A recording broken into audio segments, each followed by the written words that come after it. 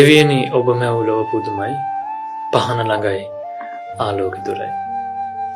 ඒ පොඩි වචන ටික අස්සේ මහා පුදුම ගැඹුරු තේරුමක් තියෙනවා. හිතලා බලන්න මේ ලෝකේ බිලියන 8ක් මිනිස්සු ඉන්නවා. ඔය හැමෝම ඉගෙනගෙන රස්සා කරලා හම්බ කරලා ඔය ඔක්කොම කරන්නේ සතුටින් ඉන්න නේද? ඇත්තටම ඔය ඔක්කොම කරපු ඔබ සතුටින් ඉන්නේ. අපි දුමු ඔබ හිරේ දාන කන්න බොන්න දෙනවා ඔක්කොම කරනවා. දැන් සතුටින් ඉන්නේ. නෝනා මහත්තයා දරුවෝ ටීවී සින්දු මුකුත් නැහැ. කොහොර සතුට? ඒ කියන්නේ ඔබ හැමදේම කරලා සතුටින් ඉන්න උත්සාහ කරලා තියෙනවා මිසක් ඇත්තටම සතුට විඳලා නැහැ නේද? බුදු කෙනෙක් නැති කාලෙක ඔබ දුකින් ඉන්න එක ප්‍රශ්නයක් නෙමෙයි. බුදුදහම ජීවමානව තියෙන වෙලාවේ ඔබේ සතුට මැරලා නැව. මට කියන්න තියෙන්නේ දෙවියනි ඔබ මැව ලොව පුදුමයි පහන ළඟයි ආලෝක දුරයි කියලා තමයි. ඉතල බලන්න.